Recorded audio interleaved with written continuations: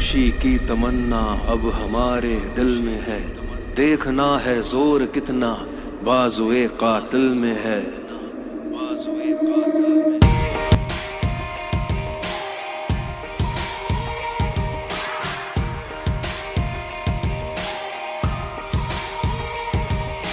वंदे मातरम, वंदे मातरम।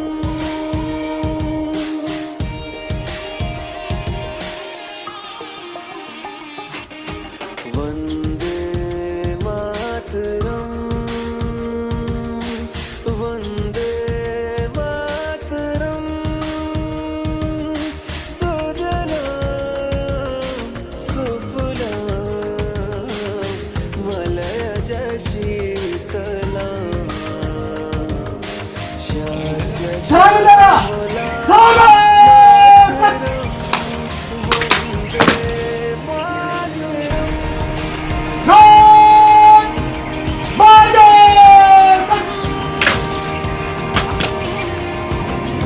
आज हम आपको ऐसी शख्सियत से रूबरू कराने जा रहे हैं जिनके जीवन में कई उतार और चढ़ाव आए। यह बात है किशोरा अवस्था में देखे गए एक सपने की। वर्दी की चाह, देश प्रेम और कई असफलताओं के बाद भी कुछ कर गुजरने का अटूट विश्वास और सफल होने का एक सार्थक सूत्र उस व्यक्ति ने अपने किशोरावस्था में ही गढ़ लिया था। हम बात कर रहे हैं उस व्यक्ति की जो उत्तर प्रदेश सूबे के एक प्रसिद्ध जिला मथुरा ग्राम गोवर्धन से आते हैं, जहां भगवान कृष्ण ने इंद्र के प्रकोप से गांव वालों की जान विशाल गोवर्धन पर्वत पर अपनी कनिष्ठ उंगली पर उठाकर बचाई थी। हम बात कर रहे हैं उस शख्सियत की जो मध्य प्रदेश पुलिस की शान है, एडिशनल पुलिस अधीक्षक श्रीमान अश्वनी कुमार पाठक जी। वे पुलिस विभाग में न केवल कानून व्यवस्था दुरुस्त रखने के लिए प्रसिद्ध हैं, बल्कि कानूनी दावपेच और कागजी कार्रवाई पर एक मजबूत पकड़ के लिए भी अपने वरिष्ठ और अधीनस्थों के बीच चर्चा का विषय बने रहते हैं। श्री पाठक ने MSc मैथ्स और LLB में शिक्षा हासिल की हुई है। श्री पाठक अपने बुद्धि बल और तर्क शक्ति की वजह से अपने बैचमेट के बीच एनसाइक्लोपीडिया के नाम से पुकारे जाते हैं। श्री पाठक ने कई नक्सलाइट, डकैती, इंटरस्टेट पुलिस मूवमेंट का नेतृत्व सफलतापूर्वक किया है। श्री पाठक का नाम मध्य प्रदेश पुलिस के सफल, ईमानदार और कुशल कार्यशैली वाले अधिकारियों की सूची में शुमार है। श्री पाठक को कुख्यात डकैत जगजीवन सिंह परिहार मुठभेड़ मामले में मध्य प्रदेश DGP पुलिस द्वारा वीरता रजक पदक से भी सम्मानित किया गया। आइए आज हम आपको एडिशनल SP श्री अश्वनी कुमार पाठक जी से रूबरू कराते हैं और उनकी अब तक की कहानी उन्हीं की जुबानी सुनाते हैं। नमस्कार, ब्रह्मकिशोर न्यूज चैनल से मैं आपका अनिल तिवारी। आज हमारे खास कार्यक्रम शख्सियत में आपका स्वागत है। आपने प्राय देखा होगा, हमारे देश की जब सुरक्षा की बात की जाती है, चाहे हमारे देश की बाहरी सुरक्षा की बात हो या आंतरिक, एक पुलिस जवान हमारी सेवा में हमेशा तत्पर तैयार रहता है। 24 घंटे 365 दिन वो हमारी सुरक्षा में सदैव इसलिए तत्पर तैयार रहता है जिससे हम सभी धर्मों के त्यौहार शांति सद्भाव के साथ बड़े धूमधाम से मना सकें। इसी कार्यक्रम में आज हमारी शख्सियत में विशेष रूप से शामिल हैं ग्वालियर से एडिशनल SP अश्विनी कुमार पाठक जी। वैसे तो बहुत सी चर्चा है, पर सबसे पहले हम ये जानना चाहते हैं कि पुलिस सेवा का विचार आपके मन में कहाँ से आया? स्कूल लाइफ से लेकर कॉलेज तक मैं पुलिस की कार्यशैली से प्रभावित रहा हूँ। पुलिस जिस तरह से लोगों के ग्रीवांसेज का रिड्रेसल मैकेनिज्म अपना के सॉल्यूशन करती है, मैं उसका हमेशा फैसिनेट रहा हूँ।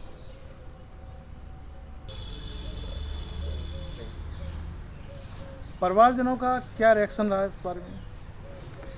पुलिस सेवा में आने पर परिवारजनों का सोच जो है सकारात्मक रहा और थोड़ा सा भय मिश्रित आशंकाएं उनके जो मन में थी, जो धीरे धीरे सेवा में आने के बाद में कम हो गई।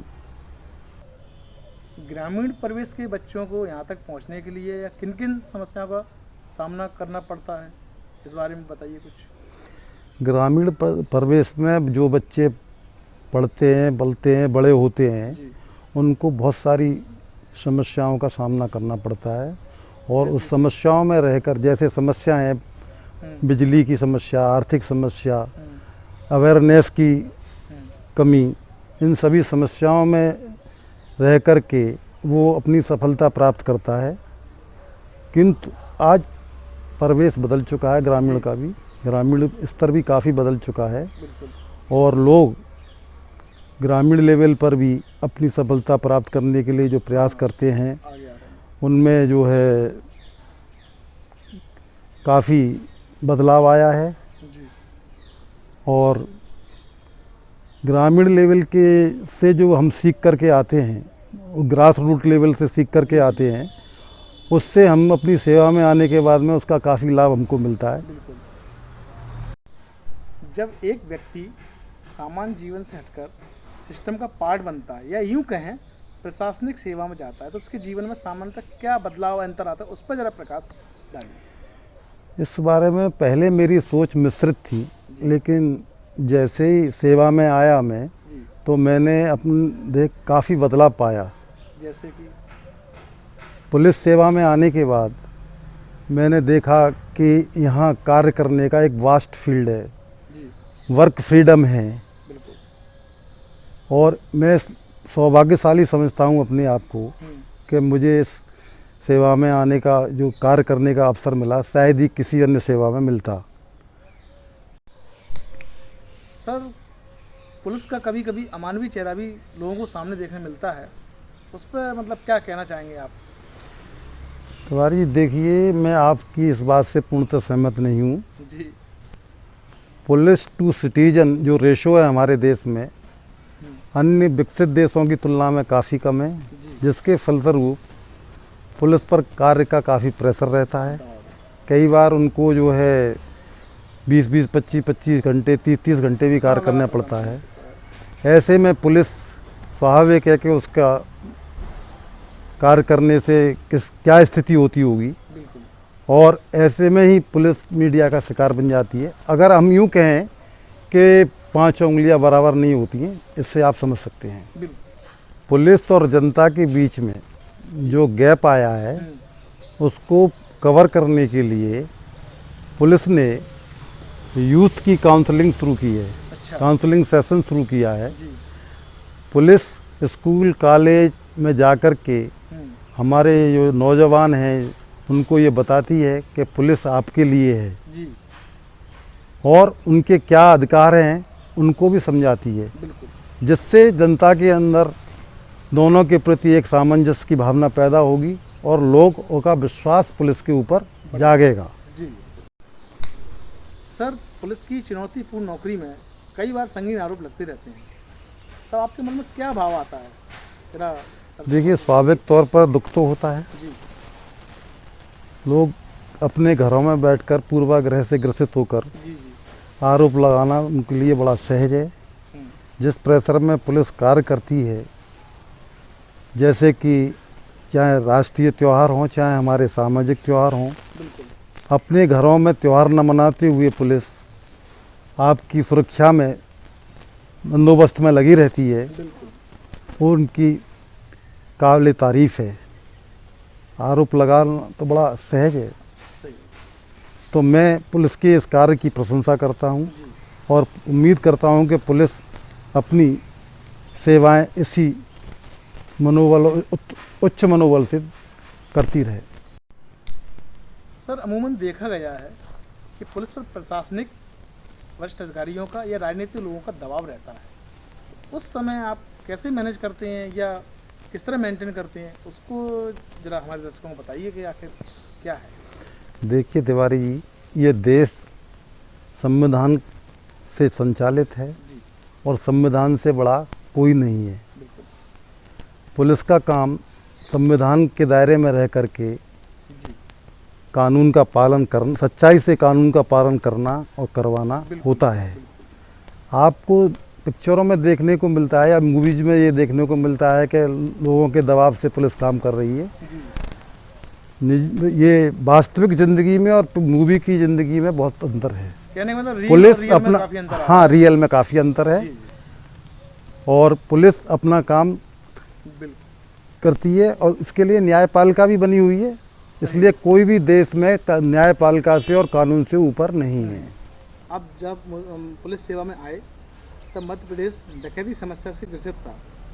हमें जानकारी है कि आप भी एंटी डकैत मूवमेंट में सक्रिय रहे। ऐसा कोई वाक्य हो तो हमारे दर्शकों के साथ साझा कीजिए। बिल्कुल सही सुना है आपने। मध्य प्रदेश पुलिस में मैं जब आया था उस समय मध्य प्रदेश में डकैती मूवमेंट बहुत था, डकैती समस्या काफ़ी हद तक थी। मध्य प्रदेश में डकैती समस्या का होने का एक मुख्य कारण था यहाँ की चंबल वैली, यानी कि चंबल घाटी। चंबल घाटी की भौगोलिक परिस्थिति ऐसी है कि वो मध्य प्रदेश के अन्य दो मध्य प्रदेश के पड़ोसी राज्य राजस्थान और उत्तर प्रदेश से लगी हुई है। डकैतों के लिए, अपराध करने के लिए ये बड़ा सुगम स्थल था। मध्य प्रदेश में अपराध करके डकैत उत्तर प्रदेश में और राजस्थान में चले जाते थे और वहाँ से अपराध करके यहाँ आ जाते थे। हम यूँ कहें कि चंबल वैली डकैतों और अपराधियों के लिए एक शरण स्थली थी। लेकिन आज की परिस्थिति में मध्य प्रदेश पुलिस के अथक प्रयासों से इस समस्या का अंत हो चुका है, डकैतों का सफाया हो चुका है। आज की तारीख में मध्य प्रदेश में मैं समझता हूँ कोई भी डकैती समस्या नहीं है। जहाँ तक वाक़े क्या घटना का सवाल है, तो घटनाएं तो बहुत सारी डकैती मूवमेंट में भाग लिया है, लेकिन मुख्य घटना जो मेरे जीवन को या मुझको प्रभावित करती हैं वो दो हैं जिनको मैं आपके साथ में साझा करना चाहता हूँ। पहली घटना तो सतना जिले के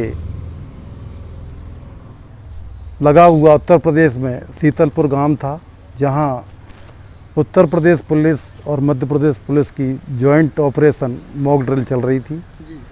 शीतलपुर गांव में जैसे ही हम एंटर हुए तो वहां ददुआ गिरोह से हमारा आमना सामना हो गया। इसमें अच्छाई ये थी कि आमना सामना होने के दौरान हमारा पुलिसकर्मी कोई भी हताहत नहीं हुआ और पुलिस को भले ही सफलता नहीं मिली, लेकिन सबसे बड़ी बात ये थी कि कोई नुकसान नहीं पहुंचा पुलिस को। दूसरा वाक़या जो है मुरैना ज़िले के गढ़ी बुधारा का है, जहाँ जगजीवन परिहार जो 10 लाख रुपए का कुख्यात डकैत था मध्य प्रदेश का, वो एक मकान में वहाँ छुपा हुआ था। सूचना मिलने पर एसपी साहब के निर्देशन में हमारी टीम वहाँ पहुँची, चारों तरफ से घेरा और उसके लिए कम से कम 15 से 16 घंटे ये ऑपरेशन चला, जब उसको मार करके गिराया गया या सफाया किया गया उसको, और जिसका लाइव टेलीकास्ट सभी चैनलों पर चलता रहा। ये एक बहुत बड़ी घटना थी मध्य प्रदेश पुलिस के लिए। और मध्य प्रदेश पुलिस में इसको अंजाम देने के लिए, जो कार्रवाई को, डकैत को सफाया करने के लिए पुलिस अधिकारियों को प्रशंसित भी किया है। मध्य प्रदेश पुलिस के अधिकारियों को जिस रैंक का है उस रैंक के आधार पर। तो ये दो घटनाएं ऐसी हैं जो मेरे को प्रभावित की हैं। सर, मुठभेड़ के दौरान जब आमने सामने गोलियां चलती हैं तो परिवार के प्रति आपके मन में क्या भाव आता है, क्या लगता है आपको, तो उसका साझा कीजिए। देखिए अनिल जी, जब हम लड़ाई के मैदान में या मुठभेड़ में रहते हैं तो हमको जो ट्रेनिंग दी जाती है, हमारा टारगेट है उसको हमको हिट करना है। बिल्कुल।